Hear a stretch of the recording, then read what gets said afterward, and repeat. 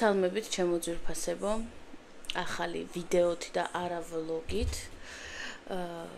პირველ რიგში მოგიკითხავთ როგორ ხართ.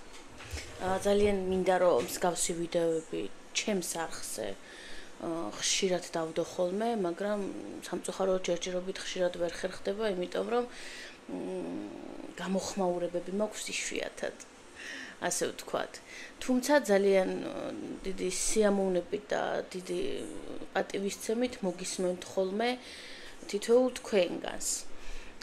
ახლა რას გულისხმობ? ერთი გოგონა დამიკავშირდა Instagram-ზე, რამოდენიმე დღის უკან აქვს SMS-ი მოწერილი, მაგრამ მე გვიან გავხსენი რეკვესტი Instagram-ზე და წერს შემდეგ SMS წერს.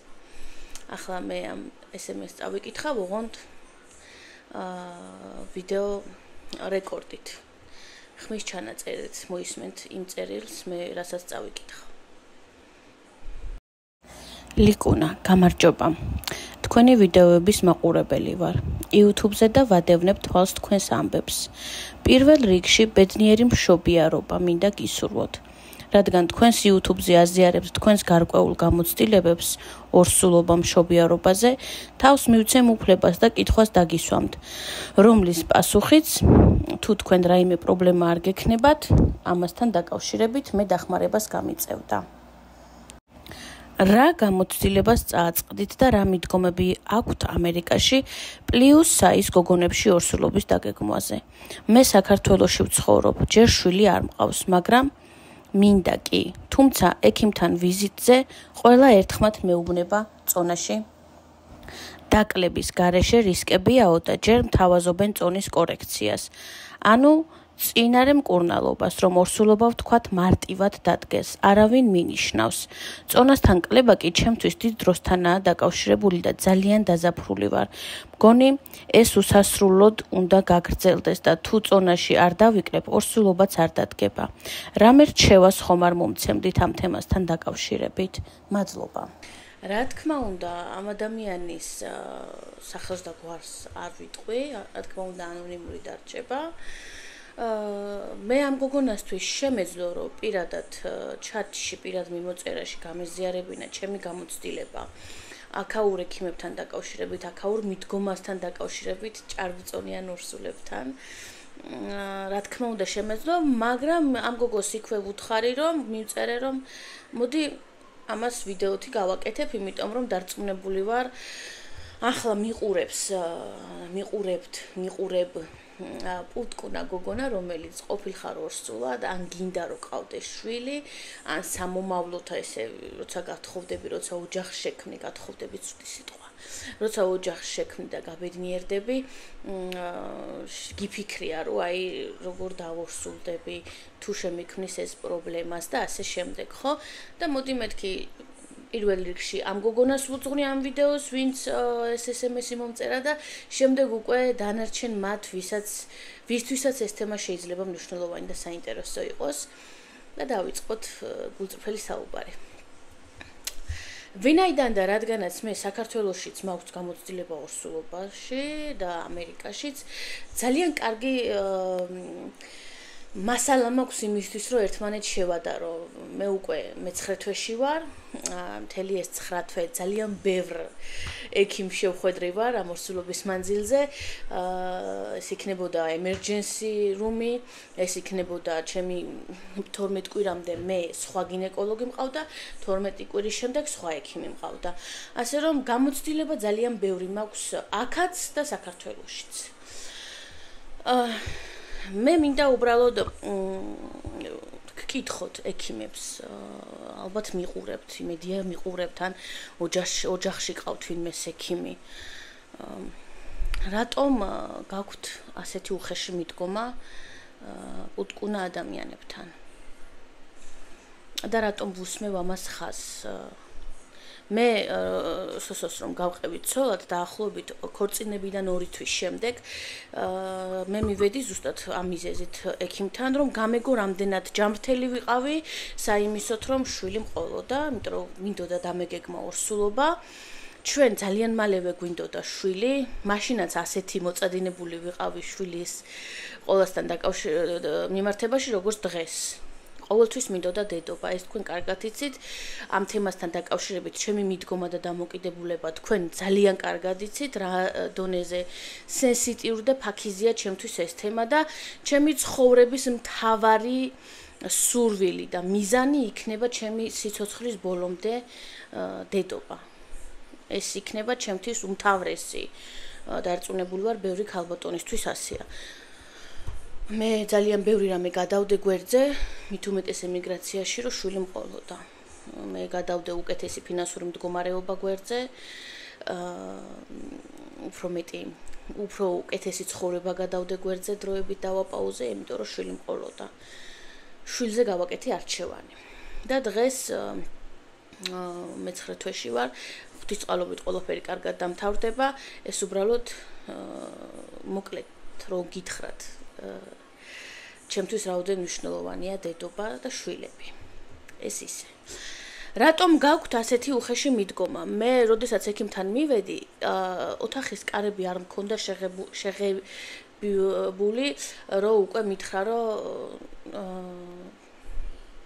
თუ გინდა რომ ფეხმძიმე დარჩე, წონაში უნდა დაიკლო. თუმცა მაშინ ვიყავი ამის ნახევარი, რაც ახლა ვარ. მე თქვენთან გულწრფელი ვარ და თქვენ იცით რომ მე არ მერიდება და არაფერი არ არის ამაში მოსარიდებელი ისაუბრო შენს წონაზე და შენს ცხოვრებაზე და შენს კომპლექსებზე. მე ჩემთვის ეს კომპლექსი არ არის, თუმცა მე ყოველთვის ძალიან გულწრფელად საუბრობ თქვენთან და ამ ვიდეოშიც არ იქნება გამონაკლისი ჩემი ესეთი საუბარი. ადამიანს სახელი არ ქონდა ნაკითხი ჩემთვის ესე მაშინვე რომ ეს მითხრა რომ წონაში უნდა დაიკლო რომ დაფეხმძიმდე თორე გაგიჭირდება დაფეხმძიმება. მე ამ ვიზიტის შემდეგ დაახლოებით 1 თვეში ფეხმძიმედ დავრჩი და მე მგონი დაოჯახებიდან 3 თვის შემდეგ ფეხმძიმედ რო რჩები ძალიან სწრაფად ხდება ხო ყველაფერი, ესე იგი ღვთისწყალობით პროდუქტიული ორგანიზმი გაქვს და ამ ხრივ ყველაფერი წესრიგში გაქვს. მე იქ არავინ არ გამომიკვლია, არავინ არ გამიკეთა ანალიზები, არავინ არ შემამოწმა, არავინ არ გადამიღო ეხოსკოპია, დაათვალიერა ჩემი საშვილოსნოს მდგომარეობა იქნებოდა თუ ეს ქალური ამბები, ქალბატონებს არ გესწავლებათ. არავინ არ იკითხა, არავინ არ გამომიკვლია. პირდაპირ ვიზუალურად ვიყავი უტკუნა და აი ესე უკითხავად ანალიზების გარეშე დასკვნა დადო ქალბატონმა. ქალბატონს დაუდო დასკვნა, რომ თქვენ თან იცის რომ 2 თვის დაოჯახებული ვარ და აი ფეხმძიმედ თუ გინდათ დარჩეთ, უნდა დაიკლოთ წონაში. აი ესე მომითხრა. მე იმ ოთახის კარები გამოვიხურე და გამოვიხურე. იქ იმ კლინიკაში მეორედ აღარ მივსვარ. მოდით ახლა უცებ პარალელი გავავლოთ ამ ქვეყანაზე. თქვენ იცით კარგად რომ მე მეორე ორსულობა მომეშალა, დავკარგე ბავშვი. სამწუხაროდ სუსტი ემბრიონი იყო. მე ამას შესახებ მიდევს კიდევაც ვიდეო, შეგიძლიათ ვისაც არ გაქვთ ნანახი. წარსულის ძველი ვიდეოები ნახოთ და მომისმინოთ. მე უყვები იქ ძალიან გულწრფელად რა მოხდა 2024 წლის მაისში, დავკარგე შვილი. სუსტი ემბრიონი აღმოჩნდა, არ იყო კარგად მოჭიდებული საშვილოსნოს კედელზე და მოხდა ესეთი რამ, რაც მოხდა საკმაოდ პატარა ვადაზე. 7 კვირის ვიყავი დაახლოებით რომ ბავშვი დავკარგე. მიზეზი რომ გამოიკულიეს, რა თქმა უნდა, ყველაფერი გამოიკულიეს, მითხრეს რომ ემბრიონი იყო ძალიან სუსტი. ეს ბავშვი ვერ მივიდოდა 9 თვემდე, იმიტომ რომ ძალიან სუსტი ემბრიონი იყო. ეს მოხდა, მაგრამ სანამ ამ პასუხს გამცემდნენ, მე გამომიკულიეს. შემდეგ 6 თვის მერე მე არ დავნებდი, მე არ ჩავიქნიე ხელი. მე ძალიან მინდოდა შვილი, მეორე შვილი და 6 თვის შემდეგ ისევ წავედი კლინიკაში. ოღონდ კარგი გაკითხვით და მივედი ქართველი მამაკაცი არის გინეკოლოგი. რომელთანაც დავდექი ესე ვთქვათ აღრიცხვაზე, ორსულობამდე. ამ მამაკაცთან რო შევედი ოთახში, ძალიან თავაზიანად პირველ რიგში მომესალმა. გაგიკვირდებათ. და ძალიან თავაზიანად შემეკითხა, რა იყო ჩემი იქ მისვლის მიზეზი. ავუხსენი, რომ მე მყავს ერთი შვილი, გავაჩინე საკეისროთი, ამა და ამ წელს, ამა და ამდენი წლის უკან. ახლახანს მომეშალა მუცელი 6 თვის უკან და მინდა გამოვიკულიო საკუთარი თავი, რამდენად მზად არის ჩემი ორგანიზმი იმისთვის, რომ დადგეს ორსულობა. და რამდენად შემიშლის თუნდაც ჩემი წონა ხელს, იმიტომ რომ მახსოვდა საქართველოდან ეს. იმ ქალის სიტყვები. ექიმი მომიტრიალა და მეუბნება, მე შენი წონა და შენი ვიზუალი არ მაინტერესებს, მე მაინტერესებს შენი ანალიზები. აი ეს იყო მისი პასუხი. არამც თუ ის, რომ იცი რა, შენ ვიზუალურად გეტყობა, რომ გაქვს ჭარბი წონა და ამას ზედმეტი გამოკვლევები არ სჭირდება. ისედაც ჩანს სახეზეა პრობლემა, რომ შენ ჭარბი წონა გაქვს და შენ ვერ დარჩ. არა, ეს არ უთქვამს. მე არ მაინტერესებს შენი ვიზუალი, მე მაინტერესებს შენი ანალიზის პასუხები.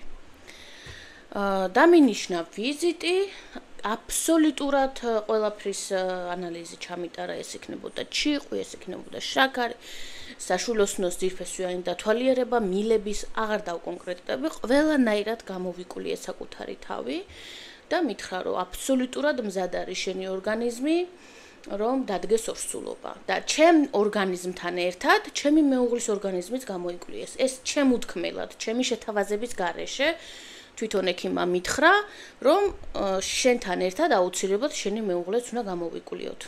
დავკონკრეტდები, რომ ეს ექიმი არის ქართველი, ასევე მამაკაცი. თუ ვინმეს დახმარება გჭირდებათ ამ ხრივ ბრუკლინში, მე შემიძლია მომწერეთ და შემიძლია დაგაკვალიანოთ, სად მდებარეობს ეს მამაკაცი, 2 ოფისი აქვს, 2 კლინიკა აქვს, თავისი არ არის, სადაც თვითონ მუშაობს. ორივეს მიგასწავლით და დარწმუნებული ვარო, თქვენ ძალიან კმაყოფილი დარჩებით. მე არანაირი მკურნალობა არ დამჭირდა ბავშვისთვის, ყველაფერი მქონდა წესრიგში. როცა შევემოწმე და სოსოც შემოწმა ჩემს შემდეგ და სოსოსაც ყველაფერი ჰქონდა წესრიგში და გვითხრა ექიმა, რომ სრულებით მზად ახართ ერთიც და მეორეც, რომ დადგეს ორსულობა. რომ შევადარე ეს დამოკიდებულება ექიმის ჩვენდამი და ჩემდამი პირველ რიგში. ძალიან მესიამოვნა, ძალიან შვიდად ვიგრძენი მის გვერდით თავი, ყველანაირი დაძაბულობა მომეხსნა და საკუთარი თავის თავდაჯერებულება კიდევ უფრო ამიმაღლა თვითონ ექიმმა. როგორც კი ცდილობა იყო ძალიან მალე ერთი თვეც არ იყო გასული, რომ ფეხმძიმედ დავრჩი. ამ გამოკვლევების შემდეგ ერთი თვეც არ იყო ფეხმძიმედ რომ დავრჩი და დავრჩი რა წონაზეც დავრჩი. მიყურებთ თქვენ როგორც გამოვიყურები და სავარაუდოდ ხვდებით, ხო? ვარაუდობთ ჩემს წონას. ეხლა უცებ აი მოკლედ მინდა რომ ვთქვა. არასდროს არ გამიმართლებია ჭარბი წონა. ეს არის ძალიან ცუდი საქციელი, თუ ამას ვინმე აკეთებთ, რომ იცი რა, ჭარბი წონა კაია და მოდი ყველა გავსუქდეთ. არავითარ შემთხვევაში არ არის კარგი. ძალიან მძიმე სატარებელი არა მარტო ფიზიკურად ჭარბი წონა, არამედ ორგანიზმისთვის ძალიან სტრესული 1000 დაავადების წინაპირობა არის და ეს არის ერთ-ერთი ურთულესი და უდიდესი პრობლემა ადამიანისთვის. მაგრამ შენ რომ ხარ ექიმი, ექიმობა ხო მარტო ის დიპლომი არ არის, ფულით რო გაქვს ნაყიდი და თეთრი ხალათი რო გასცვია და გამშვენებს. ექიმობა მოვაკვდავი ადამიანი შეიძლება გააცოცხლოს ექიმმა. მისი პრეპარატებით კი არა, მისი სიტყვით, მიდგომით, ადამიანობით. შენთან როცა მოდის ახალდაოჯახებული გოგო, ისეთი უზარმაზარი იმედებით, როგორიც არის შვილი, ორსულობა, ქალისთვის რამდენად მნიშვნელოვანი ეტაპია ეს ცხოვრებაში და შენ დეგენერატი, გაუნათლებელი, ვითომ ექიმი, რომ ოთახში შემოსვლას არაც დაეუბნები, რომ იცი რა, შენი პრობლემა უკვე სახეზეა. ორსულობა რო დადგეს წონაში უნდა დაიკლო. ეს მეტყველებს თქვენს გაუნათლებლობაზე, თქვენს ნაყიდ დიპლომზე. ბებიებმა და დედიკო და მამიკოებმა რო დაგაძალეს, რომ სამედიცინოზე ჩაგებარებინათ. ეს არის ამის შედეგი. თორე თქვენ რომ გდომოდათ, ნამდვილად ექიმი გამხდარიყავით, ესეთი მიდგომა თავში აზრთაც არ მოგივიდოდათ. და ძალიან მინდა რომ ექიმები მიყურებდეთ. მით უმეტეს ქალბატონები, არამც თუ მამაკაცები. მით უმეტეს ქალბატონე ექიმებს უფრო მეტი თანადგომა ადამიანობა უნდა გაგაჩნდეთ ქალბატონების მიმართ. თქვენ უფრო მეტად უნდა გესმოდეთ ნებისმიერი ქალბატონის, ვინც ამ მიზეზით მოდის თქვენთან ვიზიტზე. ორსულობა ჭარბიწონა ხელს უშლის ფეხმძიმობას? არის შემთხვევები, რომ უშლის. მაგრამ ეს ზუსტდება ანალიზებით. მე შეიძლება ვიყო 150 კილო, ჯერ არა ვარ. აკვე კეთყვით, ჯერ არა ვარ. მე შეიძლება ვიყო 150 კილო, მაგრამ ანალიზები მქონდეს კამფეტივით. ისეთი კარგი ანალიზები მქონდეს, რომ აი 60 კილო ქალბატონს არ ქონდეთ ესეთი კარგი ანალიზები. მაგრამ მე შეიძლება ვიყო 60 კილო და ჩემს ორგანიზმში იყოს პრობლემა დაორსულების. ნებისმიერ მიზეზი შეიძლება იყოს. ნებისმიერი. მაგრამ შენ განაჩენი რო გამოგაქრო, всё, შენ რახან სასწორზე დგები და რაღაც ზედმეტი 20 კილო გაქვს, 30 კილო გაქვს, შენ ფეხმძიმედ ვერ დარჩები. ან დარჩე, მაგრამ შეიძლება ხელი შეუშალოს, მკითხაო, მარო, შეიძლება ხელი შეუშალოს. ამ ადამიანმა, ჩემმა გინეკოლოგმა, რომელთანაც 12 კვირამდე ვიყავი, თუ მითხრა, რომ იცი რა, შენ მზად ხარ. შენი ორგანიზმი მზად არის, რომ დარჩე ორსულად და ყველაფერი იქნება კარგად. რა თქმა უნდა, კონტროლის ქვეშ.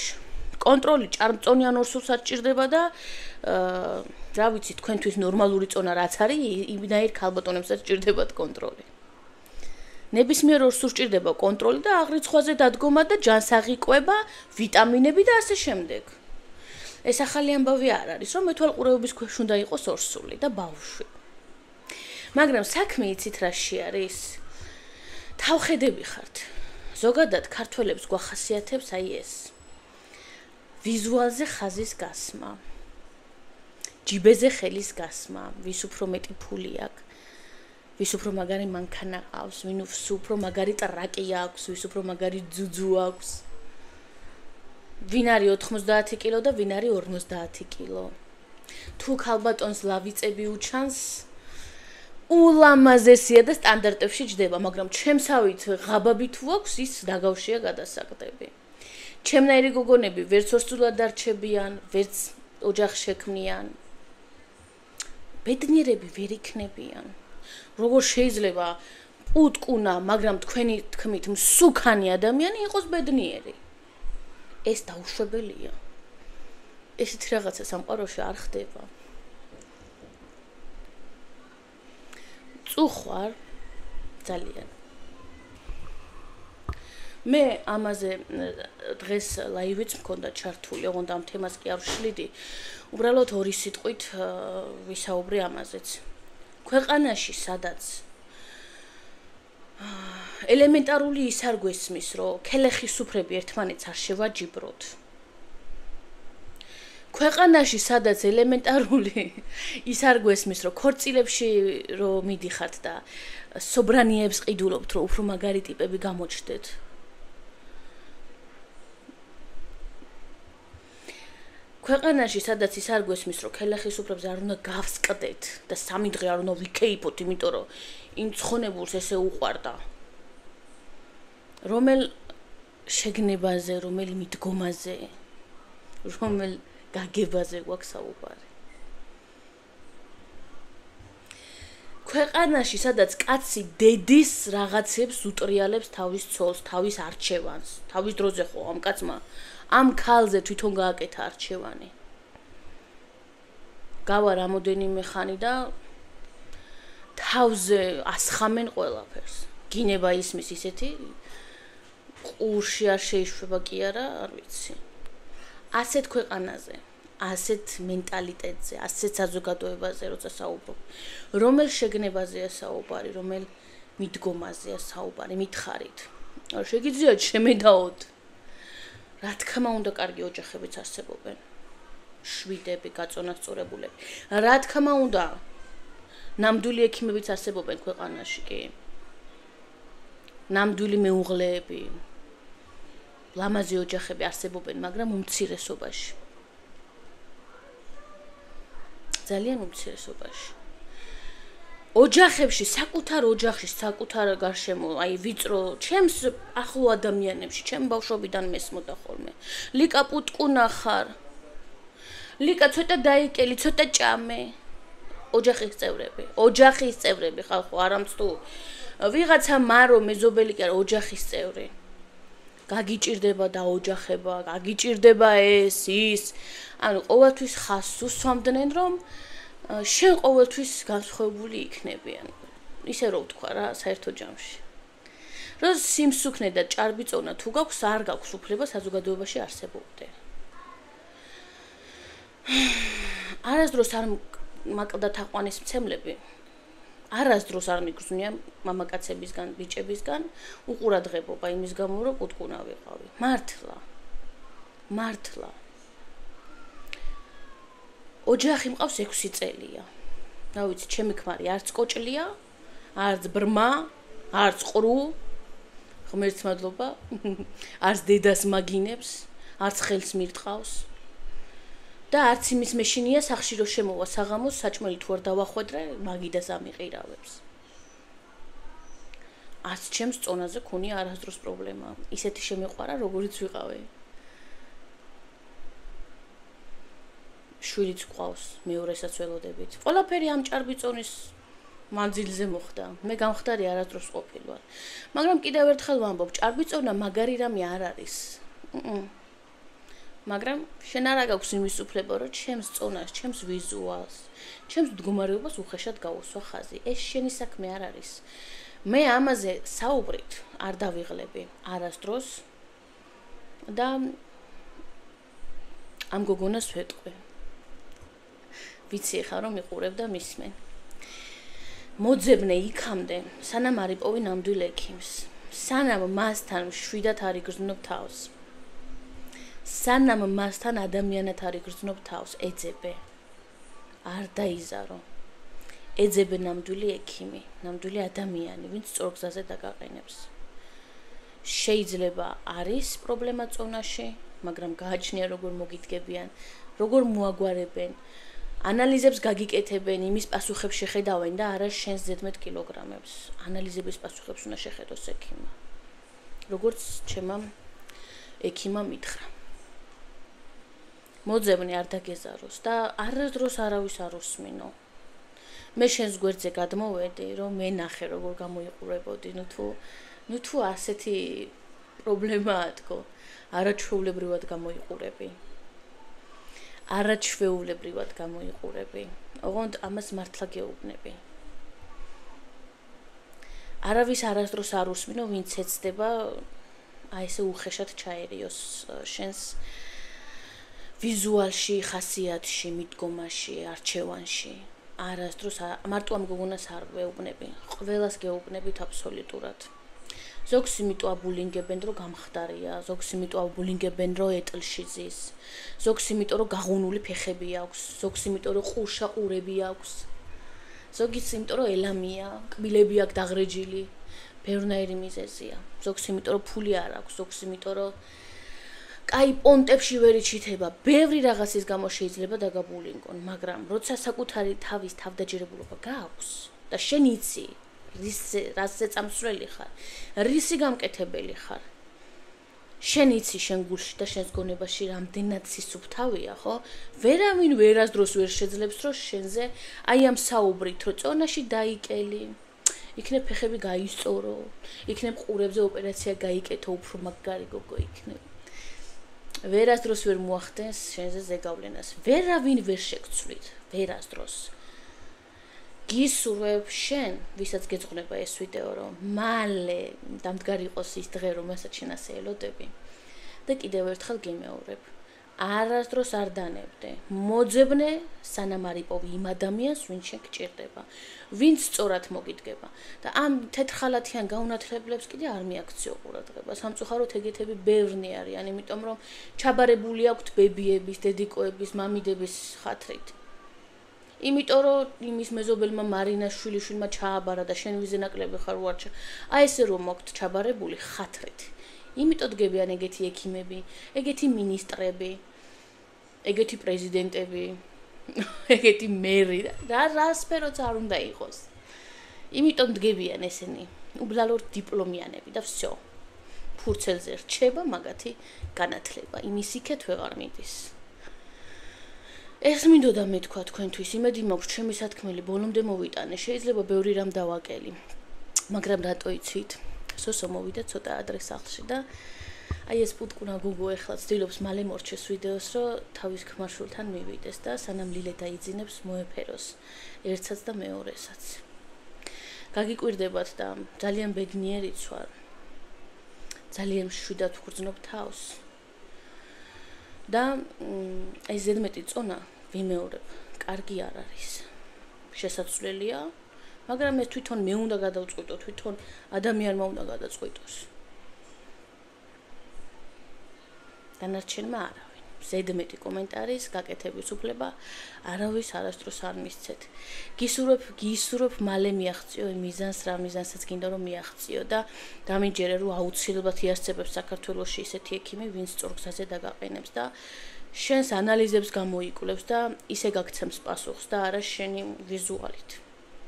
წარმატებებს გისურვებთ ყველას, აბსოლუტურად. შემდეგ შეხვედრამდე.